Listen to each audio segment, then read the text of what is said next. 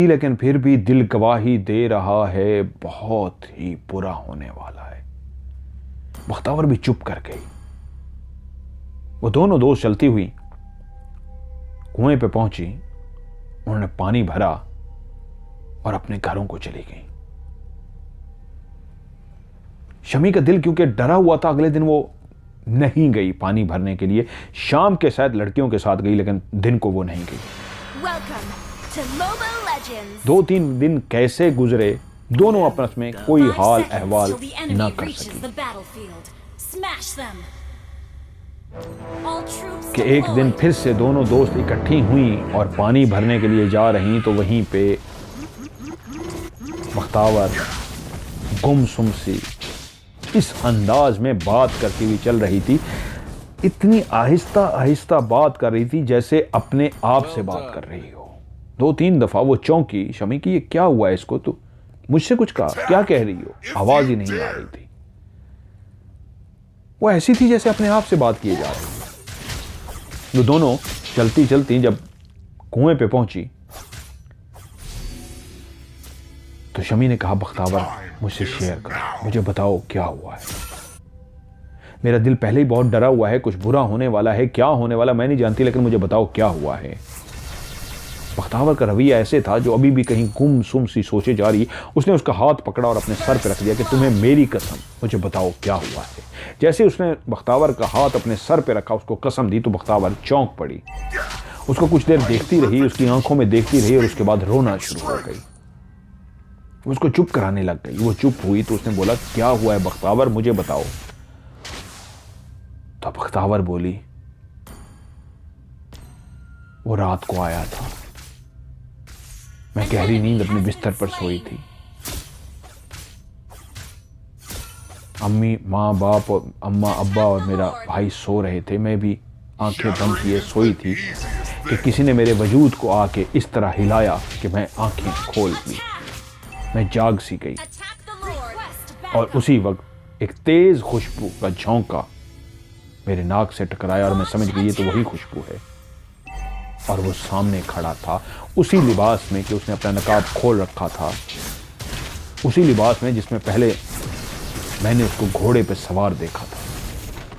उसने मुझसे कहा, अपना हाथ बख्तावर आगे बढ़ाओ और मेरे साथ चलो। मैं एकदम से डर गई और अपना हाथ थोड़ा सा पीछे कर लिया कि ये क्या कह रहा है, मैं क्यों इसके साथ जाऊं, क्योंकि मैं इतना अंदाजा लगा चुकी थी। वो तरीके से मुझे भी कह चुका था कि मैं ताकतवर भी हूं, मेरी ताकत तुम भी इस्तेमाल कर सकती हो, मैं दुनिया से लड़ भी सकता हूं, मैं नुकसान भी पहुंचा सकता हूं। मैं भी डर गई थी कि मेरे वालिदैन को कोई ये नुकसान ना पहुंचाए। लेकिन जब उसने कहा अपना हाथ मेरे हाथ में दो, तो मैं डर सी गई। तो वो बोला, मुझे तुम्हें लेके जाना है, अपने माँ बाप से मिलवाना है। मेरे माँ बाप माने इस शर्त पे हैं कि पहले हम उससे मिलेंगे और उसके बाद फैसला करेंगे। तो मुझे मिलवाना है कि मेरी चॉइस क्या है, मेरी पसंद क्या है, मुझे अपने वालिदैन को दिखाना है। तुम्हें मेरे साथ चलना होगा। और हाँ बख्तावर, अगर तुम मेरे साथ नहीं चलोगी तो मुझे कुछ ऐसा करना पड़ेगा जिससे तुम्हें बहुत तकलीफ होगी। और मैं जानता हूं तुम अपने वालिदैन को, अपने भाई को कभी तकलीफ नहीं देना चाहोगी।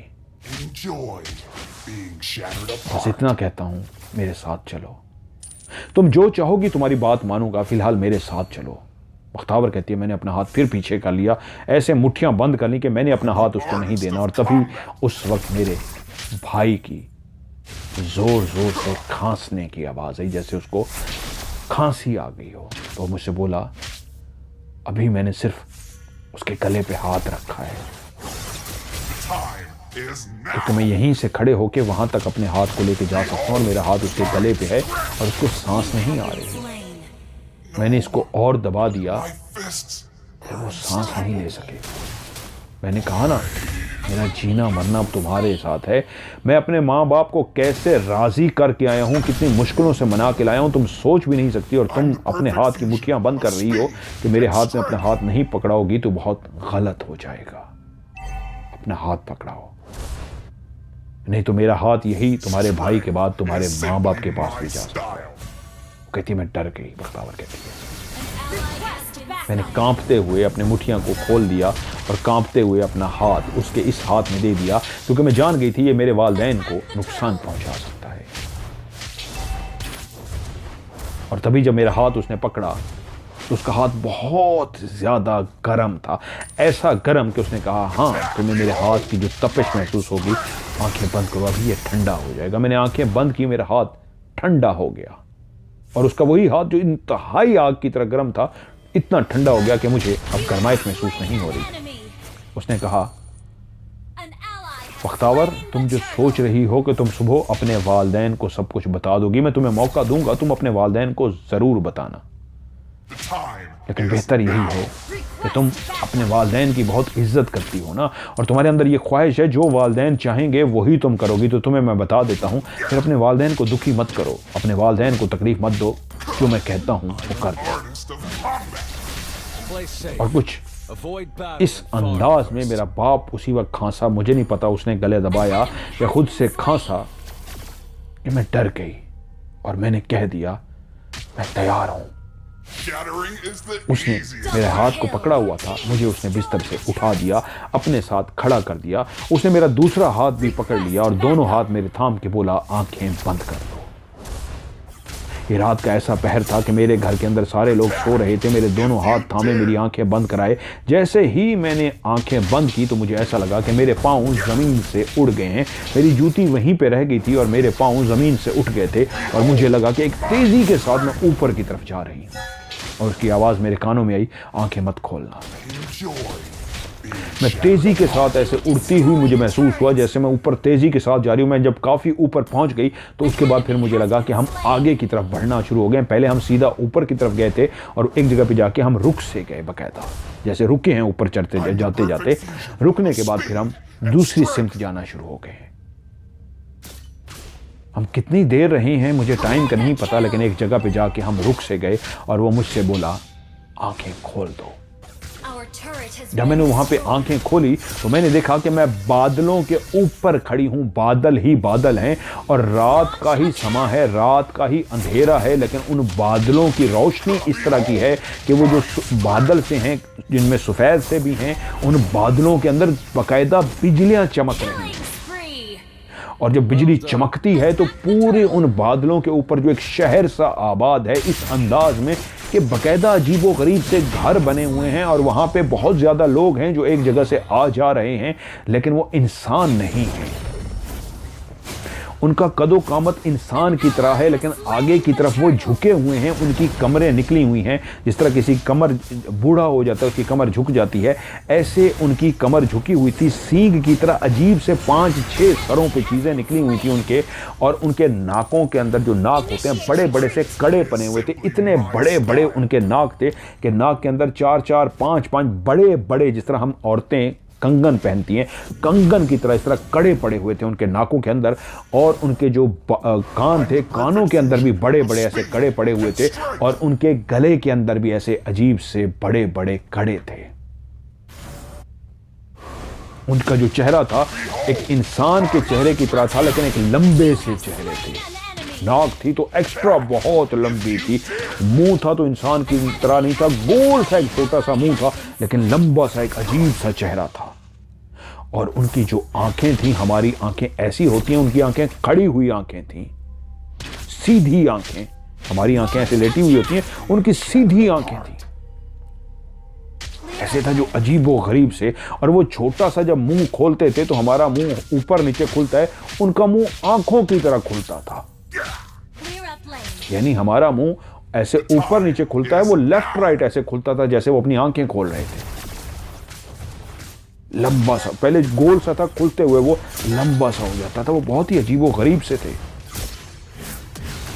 और जब मैंने अपनी आंखें खोली, अपने आप को उसी बादल के टुकड़े पे खड़े हुए देखा तो देखा ऐसे कई झोंपड़ियां हैं। झोंपड़ियां नहीं थे, लकड़ी के जैसे मकान बने होते हैं इस अंदाज में कि गोल गोल से वो मकान थे, ऊपर से जाके वो जुड़े हुए थे, नीचे ऐसे खुले से थे।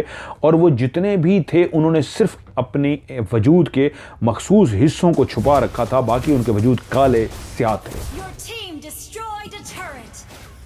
और कुछ तो ऐसे भी थे जब वो चलते थे तो इतनी भारी भरकम आवाज़ आती थी, उनके पाँव के अंदर जैसे बड़े बड़े कड़े पने हुए हो, वो कड़े आपस में टकराते थे तो उनकी चलने की आवाज़ आती थी। उनके जिस्म सिर्फ ख़ास मखसूस आज़ाद ढके हुए थे और कमर उनकी झुकी हुई थी, लेकिन उनके कद बहुत लंबे थे। इंसान का कद 6 फुट तक होता है, वो 8 से 10 फुट के थे। पाँव के अंदर किसी की भी जूती नहीं थी, लेकिन लंबे लंबे उनके पाँव थे और पाँव के आगे 5 उंगलियों की बजाय 3 उंगलियां थी उनके। हाथ भी जितने वहां पे मौजूद थे उनकी 3-3 उंगलियां थी, 2 उंगलियां और 1 अंगूठा। हमारी 4 उंगलियां 1 अंगूठा होता है, उनकी 3 उंगलियां और 2 उंगलियां और 1 अंगूठा। वो मुझे लेके उसी तरह चलता हुआ जा रहा था। मैं बादलों पे तैर नहीं रही थी, मैं चलती हुई जा रही थी और चलते हुए हम ऐसे ही एक जंगली नुमा सा उसी तरह का ही था, लेकिन ये भारी भरकम था। इसका वजूद बहुत ऊंचा था, शायद ये कद में भी 10-12 फुट का था, चौड़ा इसका जिस्म था। इसके भी चेहरे की वही हालत थी, नाक के अंदर बड़े बड़े कड़े थे, बालों के अंदर बड़े बड़े कड़े थे, बड़ी बड़ी सी आंखें। इसका रंग कदरे साफ था बाकियों की निस्बत। बाकियों के रंग काले स्याह थे, इसका रंग थोड़ा सा काले स्याह से बेहतर कह लीजिए, गंदमी या सांवला कह लीजिए। इसके गले में मालाएं पड़ी हुई थी बड़ी ज्यादा, जैसे हीरे जवाहरात की होती हैं, कोई मोती चमक रहे थे, ऐसे पड़े हुए थे। उसके कानों के अंदर तो बहुत ज्यादा थे, लेकिन जहां पे बाल होते हैं, बाल की जगह पे सींग नहीं थे, सींगों की तरह से ऊंचे ऊंचे निकले हुए थे। या बालों का उन्होंने बना रखा था, लेकिन बालों का गुच्छा नहीं बन सकता, गुच्छों की तरह लंबे लंबे से थे। लेकिन उसने ताज एक पहन रखा था। ताज से मुराद एक ऐसा पहन रखा था जैसे वो सोने का बना हुआ और छोटा सा उसके माथे पे रखा हुआ था। उसने मेरा हाथ पकड़ा हुआ था और मुझे लेके चलता उसके पास गया तो उसने मुझे कहा झुको। मैं भी झुक गई और वो भी झुक गया। वो अपने बाप से मुखातिब हुआ एक ऐसी जबान में जो मुझे समझ नहीं आई। तो कुछ देर अपने बाप से बोलता रहा और बाप उससे बात करता रहा। मैं चुप करके खड़ी रही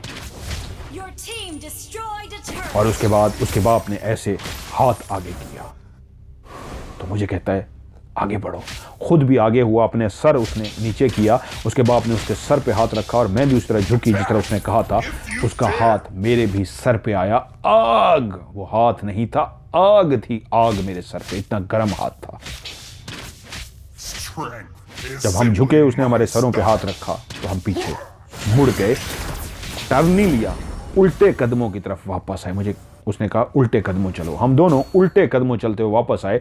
वहां इधर उधर जो कुछ लोग रुके थे हमें देखने के लिए, वो जो भी जबान बोल रहे थे ये वही जबान थी जो उसने उस तख्त पे बैठे हुए उस बड़े से, वो शायद उसका जो बाप था जिसने हमें आशीर्वाद दिया था, उससे बात की थी। हम उल्टे कदमों चलते हुए काफी दूर आ गए। उसके बाद हम सीधे हुए। मुझे कहता है मेरे बाप ने तुम्हें कबूल कर लिया है।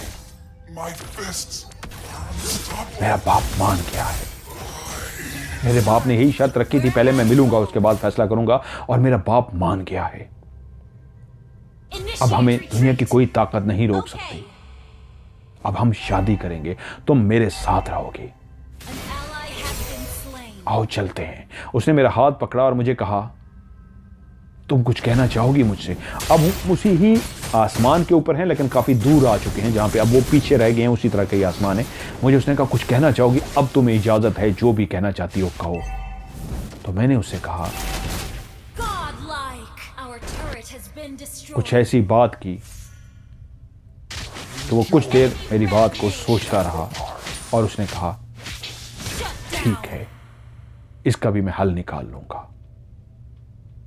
उसके बाद उसने मेरी आंखें बंद करवाई, दोनों हाथ पकड़े, उसी तरह मुझे लेके आया, वापस मेरी उसी चारपाई पे लेके आया और वहीं पे हम दोनों खड़े थे। जब मैंने आंखें खोली तो मेरे पांव जमीन पे टच हो चुके थे, उसी तरह मैं खड़ी थी और उसने मेरे हाथ पकड़े हुए थे, थामे हुए थे और मुझे कहता है ठीक है अब मैं चलता हूं, जल्द ही तुमसे मुलाकात होगी। उसने मेरे हाथ छोड़े और गायब हो गया। मैं अपने बिस्तर पर ठहस गई। ये कैसा इम्तिहान है, ये कैसी नसीब है, ये क्या हो गया। मैं नहीं जानती क्या होने वाला, मेरा खुद दिल घबरा रहा है, अजीब होने वाला है। तो उसी वक्त शमी ने उससे पूछा तुमने बात क्लियर नहीं की, तुमने उससे क्या कहा था। जिस पे वो चुप करके कुछ देर सोचता रहा और उसने बोला इसका भी हल कर लेंगे। जब शमी ने अपनी निगाहें नीचे कर ली, कुछ देर सोचती रही, ऐसे पाँव को खेलती रही और उसके बाद बोली, मैंने उससे कहा था मैं अपने माँ बाप का दिल कभी नहीं तोड़ सकती। मेरे माँ बाप जीते जी मर जाएंगे। जब मेरे माँ बाप को पता लगेगा कि मेरी बेटी चली गई है, मेरी बेटी को चाहे जिन ज़्यादा ले गया है या मेरी बेटी किसी के साथ भी गई है, वो अपनी पसंद से उसकी शादी नहीं कर सकी, तो मेरे लिए सोचना भी ये गुनाह है कि मैंने यही सोचा था। हमेशा से यही कहती आ रही थी, जहाँ मेरे वालिदैन चाहेंगे वहीं मेरी शादी होगी, जहाँ वो कह देंगे मैं सर झुका लूँगी। और यहाँ तो मामला ही कुछ और है। तुम जीना चाहते हो और मैं अपने वालिदैन को दुखी करने जा रही हूँ, मेरी वजह से मेरे वालिदैन दुखी होंगे, ये तो सोचना ही मेरे लिए कुफ्र है, गुनाह है। तो उसने आगे से कुछ देर खामोशी किया, कहा इसका भी हल कर लेंगे।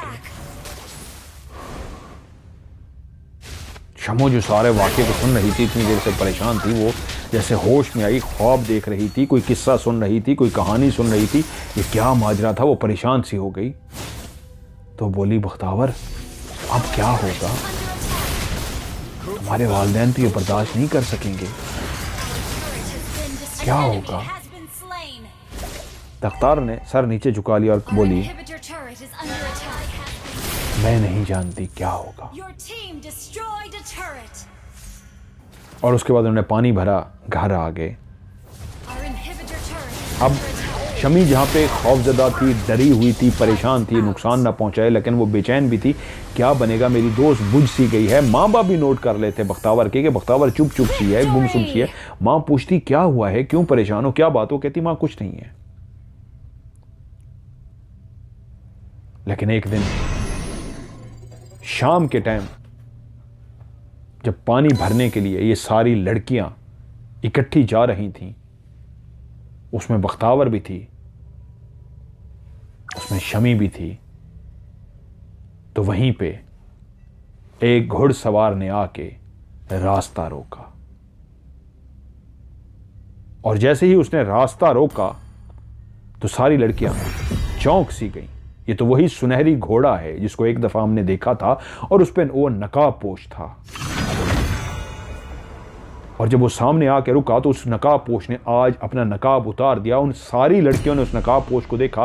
वो लड़कियां जहां उसकी आंखों को देख के परेशान हो गई थी और उसकी आंखों में इतनी मस्त हो गई थी, आंखें झपकना भूल गई थी, आज उसके चेहरे को देख के तो बेहोश होते होते रह गई। वो इतना खूबसूरत, हसीन और जमील था।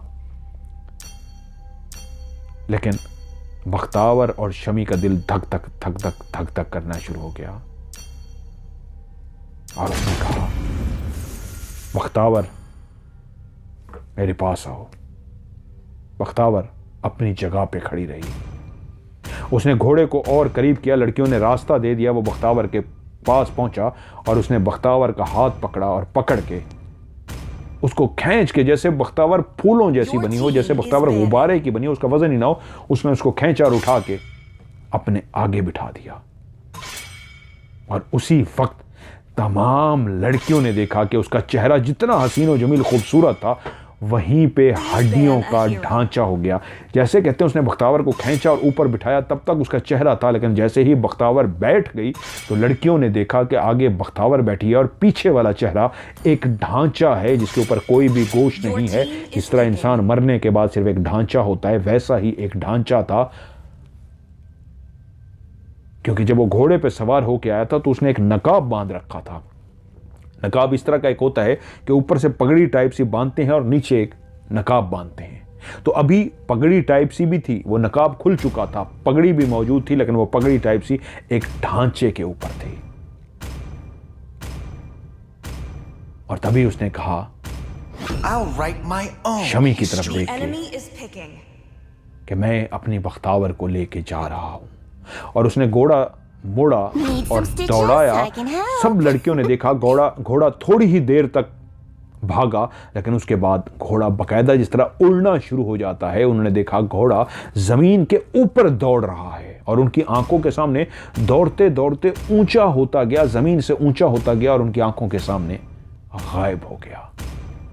लड़कियां चीखती हुई अपने घरे वहीं घर की तरफ भागी। शमी भी वहां पे पहुंची, सबको बता दिया गया। गांव के अंदर कोहराम समझ गया कि वो एक ढांचे वाला था जो बख्तावर को अपने साथ ले गया। वो सारे परेशान हो गए, वहां जितने बुजुर्ग थे वो इकट्ठे हो गए। ये क्या माजरा है? शमी अभी तक परेशान थी, मैं ये बात बताऊं ना बताऊं मेरे वालिदैन को, वो नुकसान ना पहुंचा दे, मेरे वालिदैन को तकलीफ ना दे दे। तो उस रात जब वो अपने बिस्तर पर लेटी हुई थी, शदीद खौफजदा थी, परेशान थी, क्या करें, वो रोने के लिए रोती भी थी, आंसू भी बहते थे, दोस्त का भी उसको दुख था, सारे परेशान थे। गांव में बहुत सारे लोग जाग रहे थे। गांव में एक अजीबोगरीब वाक़या हुआ था कि उसी रात एक सरगोशी हुई, शमी के कानों के करीब आवाज़ बख्तावर की थी, शामीन शामीन, मैं हूँ बख्तावर। वो एकदम से चौंकी, उठकर बैठ के इधर उधर देखा, कोई भी नहीं है। तो वो बोली, मैं तुम्हें नजर नहीं आऊंगी, वो मुझे ले गया है, मैं कुछ नहीं कर सकती, मैं हार गई हूं। लेकिन मेरा वजूद मेरे माँ बाप को ताकि सुकून पहुंचे, उसने जो हल निकाला था, उसने कहा था इसका भी हल निकालेंगे, वो उसने ये हल निकाला है, मेरा वजूद वो यहीं पे छोड़ जाएगा, कल मेरा वजूद मिल जाएगा, लेकिन मैं मरूंगी नहीं, मैं इसके साथ होंगी। बस मैं और किसी को कुछ नहीं बता सकती। अपने वालिदैन को भी ये बात बोलती, उनके लिए तकलीफ होती। मुझे पता है मेरे वालिदैन इस वक्त बहुत तकलीफ में हैं, लेकिन मैं किस कर्ब से गुजर रही हूँ, मेरे ऊपर क्या गुजर रही है, मुझे इजाज़त नहीं है बताने की। बस इतना बताने आई हूँ, मैं हमेशा के लिए जा रही हूँ, मैं जिंदा रहूँगी, लेकिन जो उसने हल निकाला है, मेरा वजूद मिल जाएगा। हाफिज़ शामीन। उसके बाद वो सरगोशी बंद होगी। शामीन को खुद समझना है कि मैंने वहम था, वो आवाज सुनी, क्या हुआ, एक अजीबो गरीब सा मंजर था। सुबह वो अपनी चारपाई पे लेटी थी कि उसको चीखो पुकार की आवाजें आनी शुरू हो गई, सारे भागते हुए जमा होने शुरू हो गए। वो भी बाहर निकली, किस चीज की चीखो पुकार है, तो पता लगा बख्तावर का मुर्दा वजूद बाहर खेतों में मौजूद है। लड़कियां वॉशरूम जाने के लिए जिस तरह खेतों में जाती हैं, वो खेतों में जाने लगी, तो वहीं पे उन्होंने बख्तावर का मुर्दा वजूद देखा था, जिसको बहुत ही एहतराम से, बहुत ही मोहब्बत से एक जगह पे लिटा दिया गया था, जैसे वो सो रही थी, लेकिन वो मर चुकी थी। और तब शामीन को वो सारी बातें याद आ गई कि उसने कहा उसने हल निकाल लिया है, मैं जिंदा रहूंगी लेकिन मेरा वजूद वहीं होगा। तो वो शायद अपनी शामीन को ले गया था, क्योंकि उसने कहा था, शामीन ने उसे, बख्तावर ने उसे कहा था कि मैं अपने वालिदैन का दिल नहीं दुखा सकती। तो उसने कहा था चलो तुम अगर ऐसे चली जाओगी तो तुम्हारे वालिदैन हमेशा दुखी रहेंगे, जब तुम्हारे वजूद को देखेंगे तो उनको यकीन आएगा कि वो मर गई है। इंसानों के लिए वजूद यही काफ़ी है कि दुनिया से वो पर्दा नशीन हो गई है, दुनिया को उसने छोड़ दिया है। ये वजूद मुर्दा वजूद है, सुकून आ जाता है। लेकिन मैं जा रही हूँ। सारा गांव रोया और बहुत रोया, और वो भी ऐसी जनून की हद तक रोई अपनी दोस्त को देख के कि उसके बाद उसके आंसू रुकने का नाम नहीं लेते थे। और कहते हैं वो रो रो के सारा किस्सा सुनाती गई। शमी के साथ जो कुछ भी उसको पता था उसने वो सब किस्सा सुना दिया, रो रो के धाड़े मार मार के सुना दिया कि ये कुछ हुआ है, वो उसको ले गया है। वो जिन ज़्यादा था, उसका कोई कुछ नहीं कर सकता। और जहां सारे रो रहे थे, वहीं बख्तावर का बाप रो रहा था उस फकीर की बात को याद करके जिसने उसको कहा था रब की रजा पे राजी रहे। वो जान सी प्यारी बेटी चली गई थी, सिर्फ आज बेटा एक पास था। शायद यही उसको समझ आया, रब की रजा यही थी कि वो उसकी बेटी को ले गया। उस मुर्दा वजूद को उन्होंने उस गांव के अंदर दफना दिया था। लेकिन बाप और वो शमी कितने दिनों तक नॉर्मल नहीं हुए थे। कुछ लोग कहते हैं ये कहानी जहां सबको पता लग गई थी, वो बाप वाली बात भी पता लग गई कि एक फकीर आया था और उसने सदा लगा के कहा था रब की रजा पे राजी रहना। शमी ने भी सारा बता दिया, लेकिन कुछ अरसे के बाद शमी के बख्तावर के जो वालिदैन थे उन्होंने उस गांव को छोड़ दिया। और कहते ये हैं कि जब छोड़ा था तो वहीं उनको कुछ ऐसा कुछ दिया गया था खजाने की सूरत में, और कहा गया था कि उसके बाद तुम लोग इस घर को छोड़ देना। तो उनको उस जिनजादे ने जिस तरह कहा था मैं दौलत निछावर कर दूंगा, उसने वाकई ख़जाना भी दिया था और उनको गांव से जाने को कहा था। उसके बाद वो कहते हैं उसके वालिदैन, बख्तावर की माँ, उसका बाप और उसका भाई इस तरह उस गांव से गए कि उसके बाद कभी भी वो वापस नहीं आए। लेकिन लोगों का कहना यह था वहां उन्होंने एक गड्ढा देखा था, खोदा गया, जिस तरह कोई गड्ढा खोदता है, जिससे उनको अंदाजा था कि उनको कोई खजाना मिला है या उनको कुछ दिया गया है, लेकिन फिर कभी वो नजर नहीं आए। आज भी गांव वाले उस कहानी को याद करते हैं। उनके गाने की अब तो बहुत पुरानी हो चुकी है, लेकिन वो दुखी हो जाते हैं। इस कहानी का गांव के अंदर ऐसा एक वाकया हुआ था। अब जब मैं आपको ये कहानी सुना रहा था तो बहुत सारे लोगों के एक दिमाग में सवाल होगा, क्या मुर्दा वजूद को वो छोड़ जाते हैं और लेके किसको जाते हैं? मैं पहले भी बात कर चुका हूं। ऐसी और भी कहानियां हैं कि जब जिन्नात इंसान को इस तरह लेके जाते हैं। एक बहुत पहले मैंने एक बच्ची की कहानी सुनाई थी जिसके वजूद को वो छोड़ गए थे, मुर्दा छोड़ गए थे और उसको ले गए थे। वक्त बदलता गया, आबादियां होती गई, बिजली आती गई और सब कुछ होता गया, लेकिन जिन्नात के ये वाक़यात आज भी भरे पड़े हैं। अंदाज बदल गया है, लेकिन आज भी मैं आपको बताऊं, ये आज भी इंसानों को अपने साथ लेके जाते हैं। क्योंकि एक आज की दिन ही एक ऐसा वाक़या हुआ है जिसको मैं आगे शायद लाइव शो में डिस्कस करूंगा। एक बच्ची ने मुझसे रब्ता किया, उनकी वालिदैन के साथ हुआ है, उसको ले गए हैं, ये लेके जाते हैं। फर्क ये है, पहले अपना आप जाहिर करके बता के लेके जाते थे, आज जाहिर नहीं करते। इंसान की जिस तरह मौत वाक़ होती है अचानक, तो असल में इंसान के मुर्दा वजूद को छोड़ जाते हैं, उसको ले जाते हैं। इसके ऊपर किसी और कहानी में डिटेल से आपको बताऊंगा।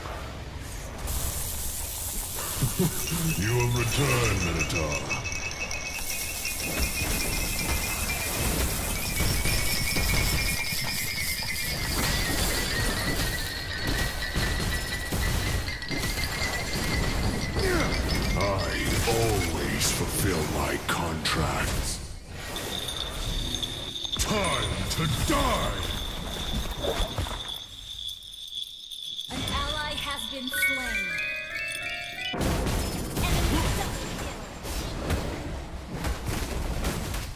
बहुत ही बुरा होने वाला है।